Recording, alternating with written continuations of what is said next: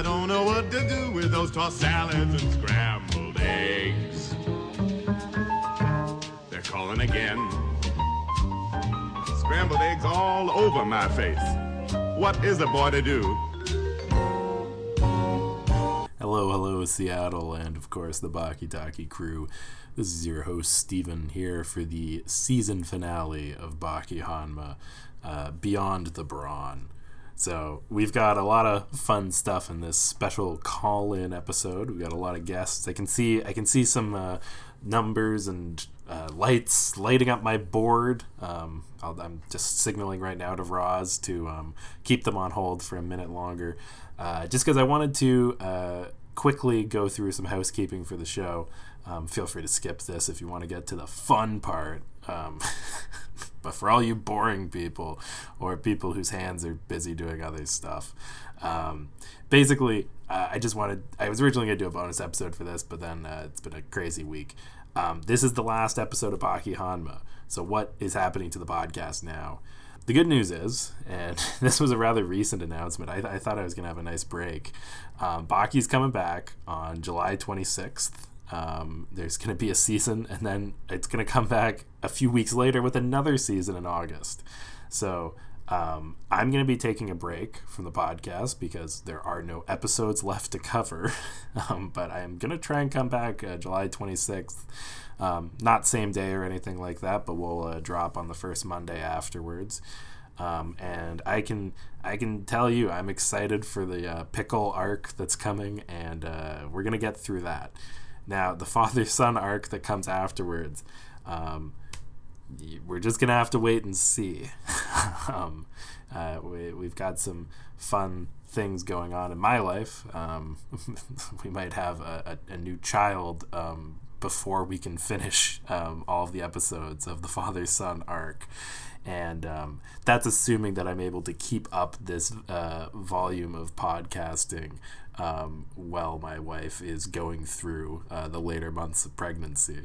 So that's going to be our stretch goal and my primary focus during the pregnancy. But that's where we're at with the podcast. The pickle saga will 100% happen. You've got that in writing, or even better than writing, audio, the true binding contract. And the father-son saga, we will see. Worst case scenario is that it's just going to take longer. I'm going to get this done, but this is me saying this without a kid. Also, who knows? Maybe the podcast has a bit more ambient background noise in the future. Who knows? We'll find out. Also, next season, I keep forgetting to set it up, but I bought a new mic from the Humane Society. Long story there. I don't even know if it's better than this mic. But who knows? Maybe I'll sound different when we come back. Yeah, that was mostly what I wanted to cover. I did also want to give some suggestions on podcasts that you can listen to while we're taking a break. Of course, The Daily with Michael Barbaro. With a week to go before the U.S. is expected to default on its debt, we look at the state of the negotiations to lift the debt ceiling. I'm Michael Barbaro, and if you can listen to me speak like this all day, I've got the podcast for you. It's not the best podcast. It doesn't even really have a high success rate, but it's the only one that I know of that it comes out every day. And so, if you listen to it once a week like other podcasts, there's a good chance that the top 7th percentile of it is pretty good. The Sunday episodes are usually the best. This American Life, the best podcast, probably pound for pound on the platform. And by the platform, I mean podcast.com. What am I going to say? The Apple bot. There is no platform, just the world. Now, those are pretty standard podcasts out there. I'm going to throw out two sort of off-ball ones that were sort of large inspirations for this show. The first is Hollywood Handbook. I think it's an impossible podcast to describe. It's comedy, I guess. That's a good way to do it. It's the most satirical, ironic, with a complete lack of sincerity, and it'll tell you how to succeed in Hollywood. Maybe I'll find a clip to put in there, but to be honest, I probably won't because it's tough.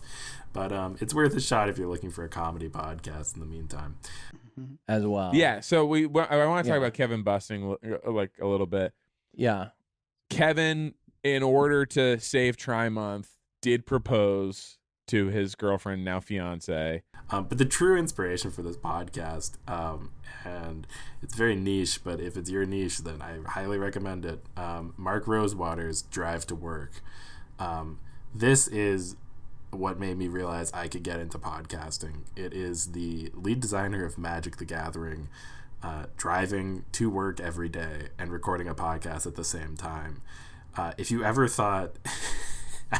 I edit this podcast. I don't know if I'm great at it, but there's no editing in this. If he messes up, he has to do it again on his next drive. So if you ever wanted a podcast where a guy tells you that he's going to be turning left and then you have to wait for that to happen, I couldn't recommend it highly enough. I'm pulling out of the gas station. We all know what that means. It's time for another drive to work.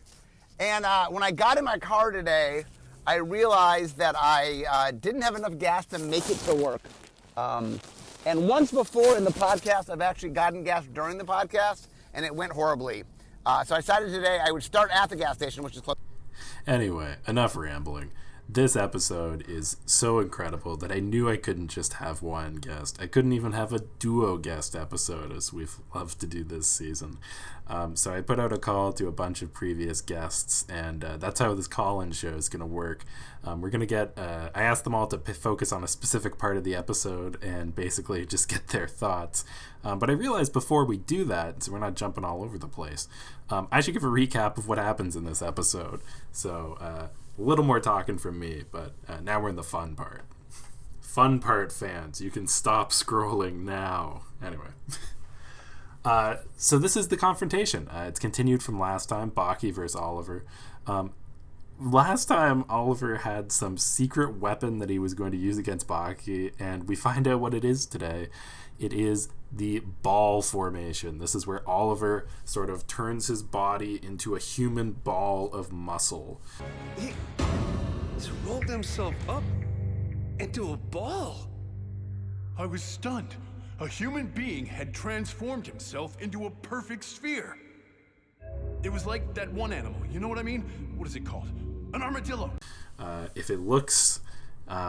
If it sounds silly, it sort of looks silly, but it also looks pretty intimidating for a man turning into a sphere. Baki tries to punch the sphere, doesn't work. Then he goes, oh, what if I tried punching it harder? Still doesn't work. And Oliver actually swallows Baki into the sphere. This already unbelievable battle took an even more unbelievable turn. Oliver basically swallowed a whole person. I've never watched the movie Sphere. I've heard it's pretty scary. I can't imagine it's more scary than the idea of being swallowed into Mr. Oliver's muscle sphere. Baki looks pretty shaken up. He gets spit out. By the way, this whole episode's narrated, I believe, by Officer Bob McCarthy, but it's just a random officer in the jail. Baki is spit out, and then he gets up and he goes, why are we doing these stupid tricks? Last time I was moving faster than human thought. This time you turned into a ball. Like, why do we do this? Why don't we just punch each other in the face until we're done? Which is fun. And this is where, this is my little soapbox corner. I hate it. Oliver's wonderful thing is that he is so incredibly strong, and he's not really a fighter. He doesn't know any martial arts. He's just stronger than other people. As Mike Tyson, or Iron Michael, yells to Baki, he says, You don't get what the weight difference means! There's a good reason why there are 17 weight classes in boxing! For a middleweight like you, trying to trade punches with Oliver is practically suicide! Even I'd never dare to square up against him! It would be insane! Don't punch him in the face in a face punching contest because you weigh 200 pounds less than him. You will lose, which he should. But spoiler alert, Baki is able to keep punching, and this is a great scene. Lots of great punches to the face. But he's able to keep punching Biscuit Oliver. He's able to push him back. Oliver gets in some good hits too, but eventually Baki is able to knock him out with a sweet headbutt and then break through the prison wall. Before tensions can mount anymore, now that Baki's won, Maria shows up. She's apparently able to walk. She says, let's go back to my room. Oliver picks her up. I actually really enjoyed that. They'd really set the scene that neither Baki nor Oliver would ever give up. And the big difference between Baki and Oliver is that Oliver doesn't really care because he's got like his wonderful girlfriend Maria, and once she comes in, that's more important to him than the idea of fighting Baki. This is after he lost though, so whatever. The end result is Baki has beaten Oliver. Oliver says, "Get out of this jail. I can't not be Mr. Number One." The warden goes, "What?" And then he has to send Baki away. And then, of course, Baki bikes home from jail to the airport, back to Japan, where we'll catch up with him next season. The season then ends with Yujiro and our good friend Gary Stridham, Gary with a J, or Jerry with a G, who knows. They're walking around the Natural History Museum of Japan, who knows. And Gary just keeps saying like, "Oh, it's cool that Baki beat Oliver. You'll have to fight him one day, right?" And Yujiro's like, "Whatever." It's like, "Hey, do you think you could beat this bear? Do you think you could beat a T-Rex?" And he just points at every animal. Like, it's literally like a conversation you'd have with a 4-year-old at the museum. And Yujiro gets pissed. And then Gary's like, "Whoa, don't kill me," because that's something you really need to actually be concerned about. And then he just asks, like, "Hey, could you fight a T-Rex?" Then the season ends for real as we get teased with Pickle, who is, of course, a caveman who is stuck in a salt deposit from 190 million years ago. I thought that the fact that Pickle was fighting dinosaurs was some creationist stuff, like the Earth is 6,000 years old, humans existed with the dinosaurs. I didn't think that they went the other way, that humans existed 190 million years ago. That's even more wild. But anyway, Pickle, he's coming next season, and we'll talk a lot about him. All right, that's the bare bones. Hope you enjoyed that, and let's get into the good stuff. Caller number 1, let's hear what you got to say. Hey, Steve. Hey, Mike. Let me hear it. So I thought I would pick a pretty specific topic to make a little note about from the 12th episode of Baki Hanma. And so I guess I chose to focus in on something that was brought up a few times by Mr. Oliver, specifically that Baki weighs about 200 pounds less than him. And I thought, okay, let's take a look and figure out if Baki is healthy. And so I figured, okay, let's go figure out what his body fat percentage and BMI would be like. Because, if he's 200 pounds less, what does that mean? And also, like, the starting sequence shows that Baki is just over 5'6", although it definitely looks like he's probably like 5'7", but I checked and he is exactly 5'6", according to the wiki. The same wiki that thinks George Bush is bigger in Baki than real life. Just another inaccuracy, but anyway, carry on. So I took all this information and I plugged it into some online calculators, and he's definitely unhealthy. If you just look at the BMI, he's actually considered overweight. So Baki's really got some work to do there. But if you then take that and throw it into a body fat calculator, which, you have to add in, I had to make some guesses at how big his waist and neck would be. He's actually at a body fat percentage of about 0 to maybe about 2%. Which again still seems unhealthy. So, for all that Baki does, I think he's got a little bit of work to do to strive to, really show a better and healthier lifestyle. It's not always just about, muscle mass and fighting. There's, the mechanics of your body. He's probably, very tired all the time from not having enough, energy stores. So, I really hope it's working out for him, that he's going to make some changes and improvements. Anyway, that's what I decided to drill in on from the last episode of Baki. I hope this obscure stats is interesting and helpful to someone else. This is my new headcanon. Like, when we see Baki in class, he's at the back, he looks sleepy, snoring. Maybe he is running low on energy. He couldn't even run a 1,200 meters around the course when the gym was there. Like, maybe he does just have very low energy. Who knows? All right, next caller. Who do we have on the line? So I've just finished the episode. Truly so wild. I couldn't decide where I wanted to begin. But where I would like to really focus on is this scene where Baki is like biking down on an open road after Oliva decides to release him and the helicopter's following him. I just feel like that scene has really big like ending of a teen movie / coming of age movie energy. And it kind of felt like that would have been a really great place just to stop because it, would have tied up everything really nicely. And I think that that's something that they should have explored because it really does sound like it. Watch, just listen. I was released pretty fast. Like, surprisingly fast. I didn't even have time to grab my socks. I asked him to give me a bike, some food, a bottle of water, and even a little cash. Biscuit Oliver, Mr. Unchained himself, had a request of his own. Well, more like a demand. The helicopter escort to the airport to make sure I got on the plane and left. And that summer was the start of the rest of our lives. Kozue and I were inseparable. We'd stay up all night talking on the phone. Well, I'd talk at her on the phone. And 3 days before we left for college, I told her to marry me. Oh yeah, my dad and I, we worked things out, and now we're closer than ever. Yeah, sometimes we butt heads, but that's just who we are. That's just the Hanma boys. Oh, and the picket old lady Sarah's place? Well, let's just say he's still constipated. Till next time, catch you later. Oh, the thrilling conclusion to the pig at old lady Sarah's house. Oh, Samita, thank you so much. Bringing your own clip in, just the perfect call-in guest.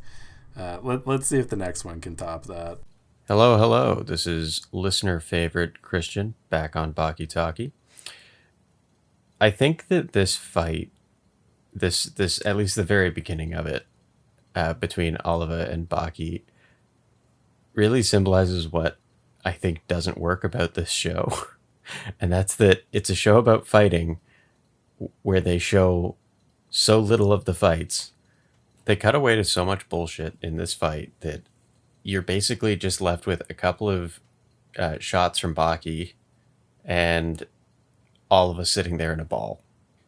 Until Oliva straight up eats Baki with his muscles, you're just getting weird anecdotes and awe-stricken descriptions of what's happening from a bunch of prison guards. You're not actually seeing the fight, which is, I think, for the climactic fight of the season, extremely disappointing.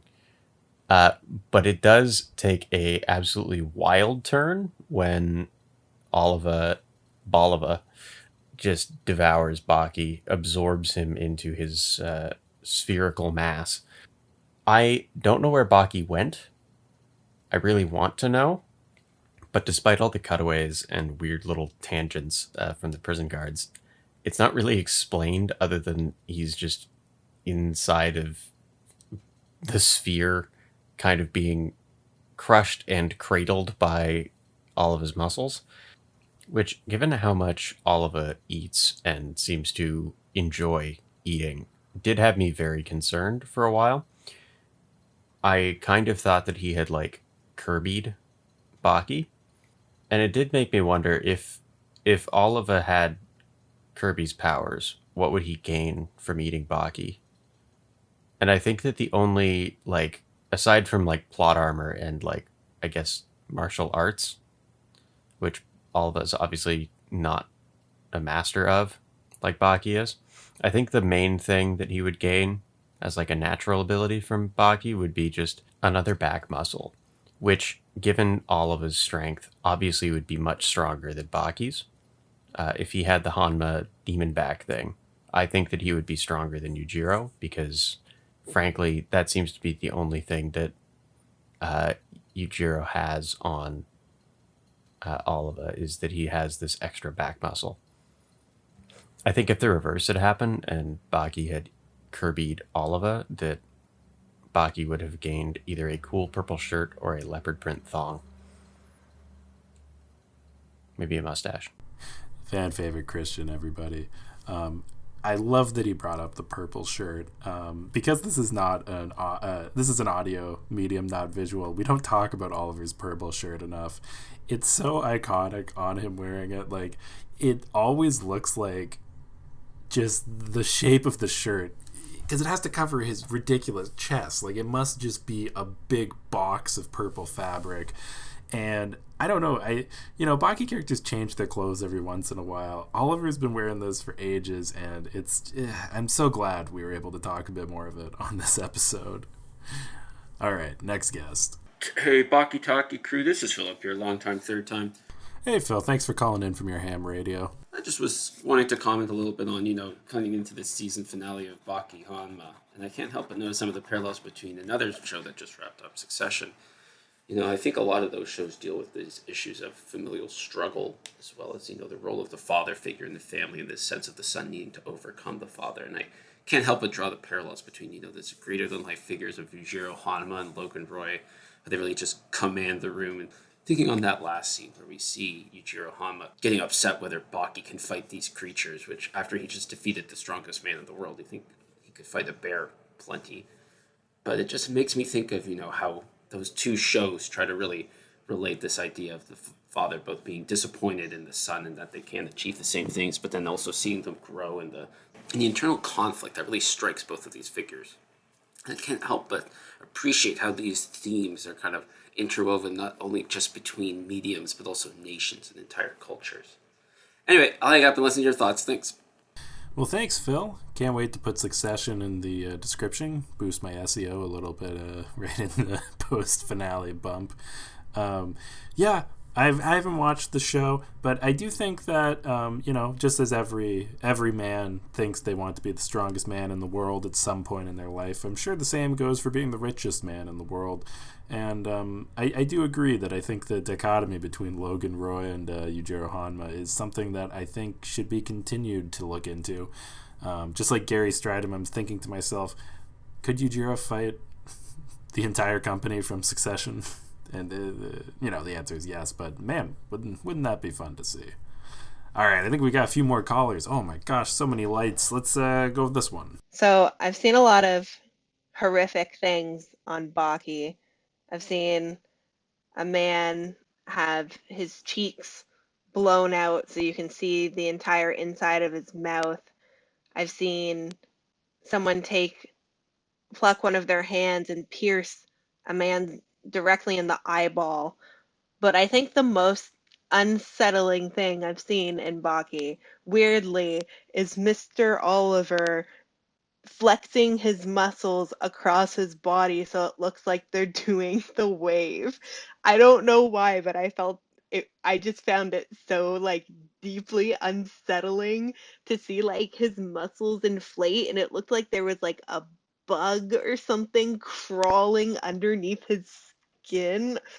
Ugh, and I think it was supposed to be a fun party trick, but I'm gonna have nightmares about that. Yeah, great point to bring up, Catherine. So we had a little interlude. So the way the sphere works is that even though Baki can punch the sphere, Biscuit Oliver can flex equally hard, sort of like each force has an equal and opposite reaction. Every time Baki punches the ball flexes back at him with equal force, or if not greater. And that's why it doesn't go rolling around, which would have been amazing. But to demonstrate that, we do get a scene where Biscuit Oliver is able to flex his muscles around his body. And, I think Catherine's description of it is quite fair. Did you have anything else you wanted to add, Catherine? So the other thing I want to point out is that the teacher in the police academy, when they say, and there was a man who was only 130 pounds. He is so ripped. That man is not 130 pounds. Is this what 130 pounds is in the Baki universe? That guy could be a professional wrestler. Yeah, this dude's jacked. One thing with Baki is that you have to remember that everybody's shorter than you think, which helps sort of explain this. I agreed that I think 130 is a bit of an understatement. But another thing to realize here, throughout the episode, Baki is described as being 200 pounds lighter than Oliver.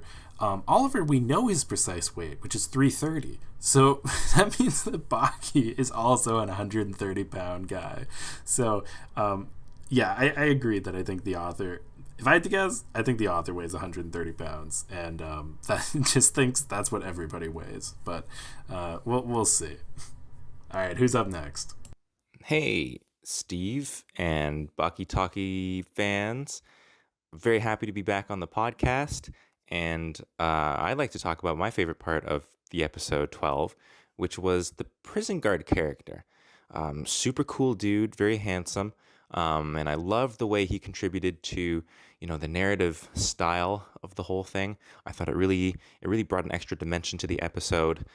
His character is super interesting. He acts, I think, as a sort of audience analog, where he relays information that he's seen things for the first time, and he's pretty amazed at the sight of these two men, these two, rock hard bodies kind of fighting each other. And I love that he has like a slumdog millionaire style story for like the first half of the episode. He's like, hey, man turned into a ball? Well, luckily I have the exact story to explain that, because he did that to me at a dinner when he flexed his muscles really good. Man turned into a ball and eat another man whole? Well, I have just the anecdote for that, because when I was a child, I caught a bug in my hand.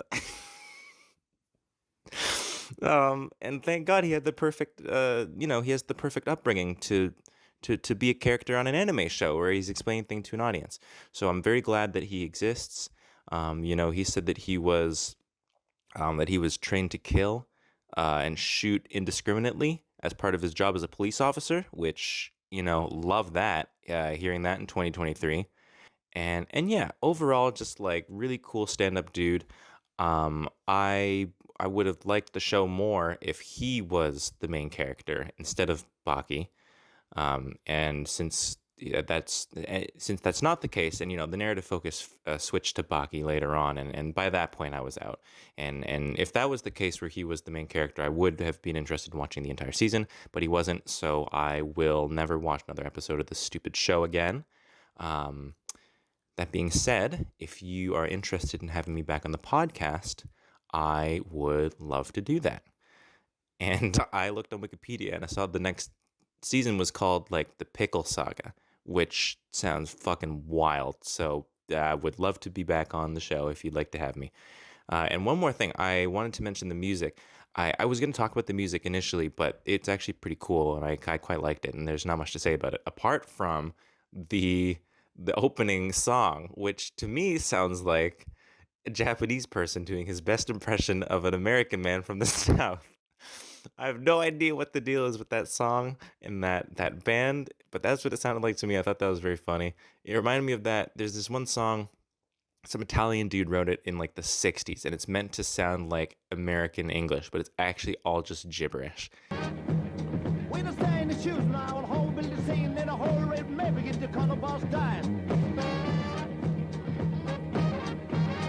Take a night, everybody fighting out. Oh yeah. That's what it reminded me of. I'm sure it's very tasteful and sensitively performed, as an anime opening. So anyway, thank you for having me on the show, and I love you. Wow, that's a sign-off. I think everyone should end like that. Don't worry, Wolf. We'll definitely have you back for the Pickle Saga. I'm also very much looking forward to it. And that Slumdog Millionaire comparison is so apt. And not just to this episode, but almost every fight in the series has some dude who's having a Slumdog moment. Also, yeah, I forgot to highlight that the reason that Biscuit Oliver is doing his weird bug flexing is to show off to the guards. But he also just says that he had drank a lot of wine that day, so he was just sort of feeling in a silly, goofy mood. Anyway, let's see what the next caller has to say. I just want to say a great episode of Baki. possibly one of my favorite. I'm going to just talk about the prison guard who is narrating this entire thing, because he is a standout character that I did not know I needed.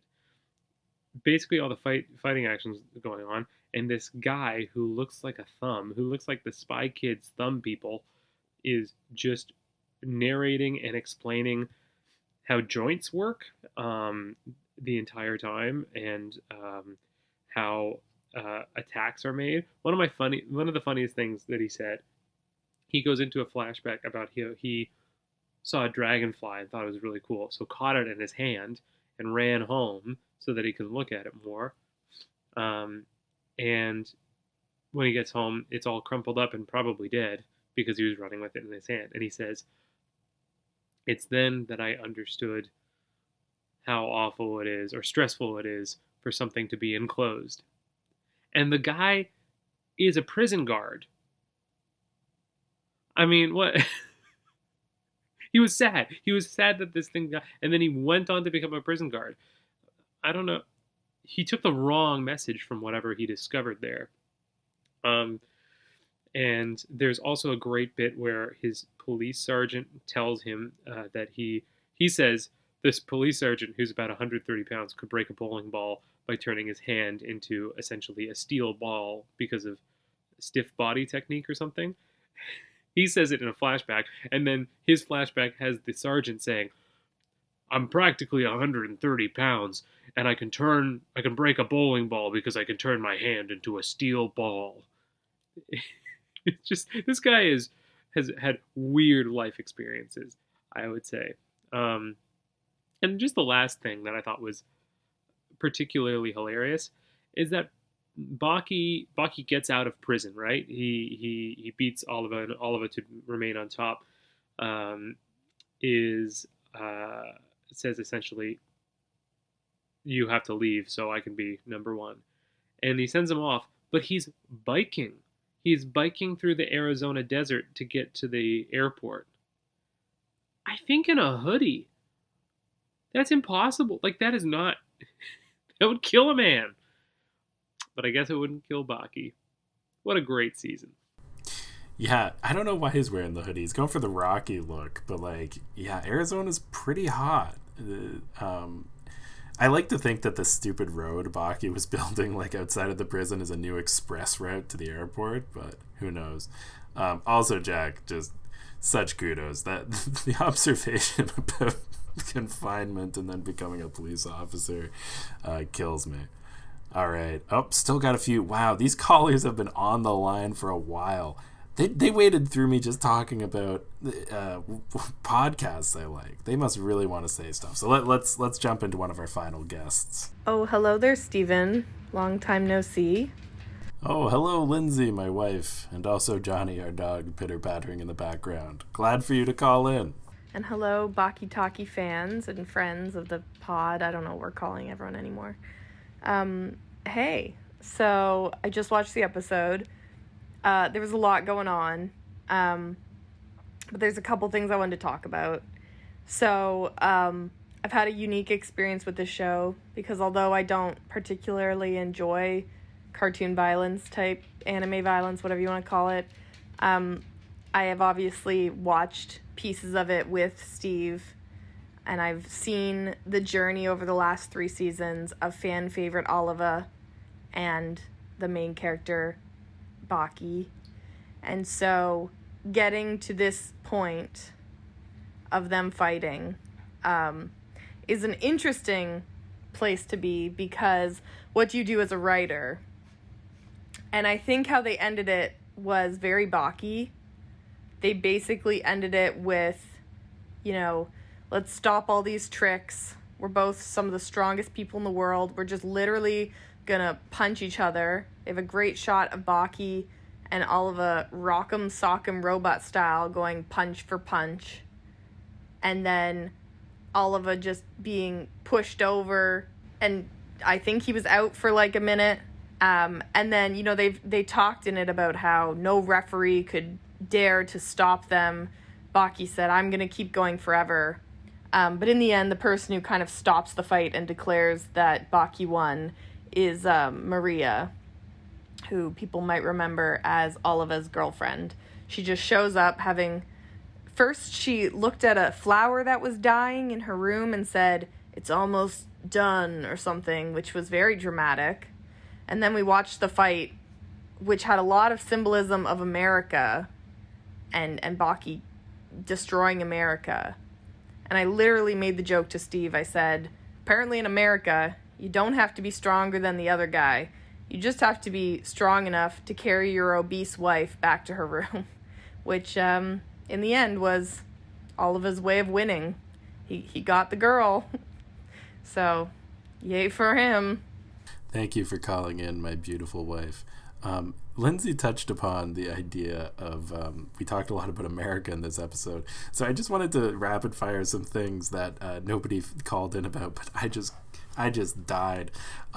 Yeah, America does come up a lot in this. The flag is like waving over a lot of the shots. Like Baki is not just beating Biscuit Oliver. He is defeating America. America's strongest man. But like, there's a point in the fight where all of the guards have to turn away because they can't look. And you just see these prison guards sadly turned around, like their backs to the fight. It's overwhelming to them.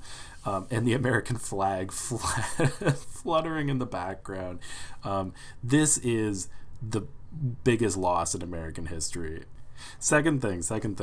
At one point during the fight, thousands of vultures descend onto the prison. Why? Is it because they think that somebody's gonna die that has so much muscles? I don't know. It's like cool symbolism. Like, you know, it's got to be something impressive to get that many vultures. But yeah, I don't know. Oh, sorry, I went on a big tangent. Lindsay, were you done? Sorry, say the rest of your piece.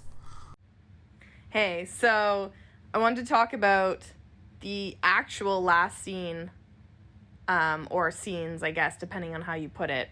Samita very accurately described the last part of Baki and his story, but then we have this really ridiculously random scene of Colonel What's-His-Face and Yujiro walking around maybe a museum, I would assume. At one point, it literally looked like the old man from Atlantis's house because there was just giant fish that didn't seem real. They're just talking in front of it. But the whole scene was literally the guy saying, "Oh, Baki's stronger than we thought." And they seem like buds. But then Yujiro just keeps going, "Shut up, you talk too much." And then the guy keeps talking and he goes, "Maybe I'll shut you up." And the guy's like, "Oh, don't be offended." And I'm like, Steve made the point, why did they even show up to this place to talk? Like, did Yujiro just want to walk around quietly? Unclear. Anyways, so then the guy keeps asking Yujiro if he thinks him or his son Baki could fight different prehistoric animals. And then he starts asking about dinosaurs, and then in the end it's the big T-Rex, and Yujiro's all like, "Huh, yeah." And then we cut to them finding Pickle, which is the next season. Apparently Pickle is not a caveman, because as we were listening, he's 190 million years old. So Pickle is literally from the time of the dinosaurs. So to me that implies he's not human, because I don't think we were around then. But anyways, that's just how they left things, with a pickle and a dinosaur being discovered in a ice chunk or something. And yeah, so we're ready for July. Go Baki. Bye, guys. All right, see you soon. All right, we got one more caller on the line. Let's buzz him in. This is Ryan on episode 12 of Baki Hanma. What can I say about this episode? A lot happened here. But I think the thing that stood out to me the most was the pseudoscience that was going on to explain some of the fighting styles that came up in the first half of the episode. First off, who made this random guard the narrator all of a sudden? And how is he suddenly an expert on all things martial arts? Like, this guy's been around the block once or twice. He's able to explain Oliver's armadillo-style, spherical fighting stance explains that no matter what Baki tries, he'll be able to deflect his blows by concentrating his muscle mass and his energy into the exact spot that Baki hits it. They even had diagrams and infographics in there. I was pretty impressed. It almost got me, believing that this could actually be true. Of course, I say that as a layperson. Watch it actually have some sort of truth to it, and I just don't know it. But really, that's the thing that stuck out to me the most this episode. Well, Ryan, of course, I think you're familiar with Newton and his laws of thermodynamics. The lesser-known fourth one, of course. Any force applied to the ball of muscle will be equally met with the opposite force from the ball of muscle. Some people shorten it to the 3 rules of thermodynamics, but am I even thinking of the same thing? Well, whatever. I'm a radio co-host. Radio host. Oh boy, I am done. This is the end of the season. Thank you so much for listening. This has been an absolute blast, and this is a special episode milestone. This was the furthest that the show was when I started this podcast, and for a long time I thought this was potentially as far as we'd get for a long time. So thank you so much to everybody for listening and making it all the way through this, and I'll see you guys all in July, and we'll find out what the pickle saga really is all about. So that's all the Baki Hanma that we've got to Talki Hanma. I'll see you all next week in July. And of course, a huge thanks to every guest who was a part of this and who wasn't, who has made this show possible. Biggest of ups. Friday.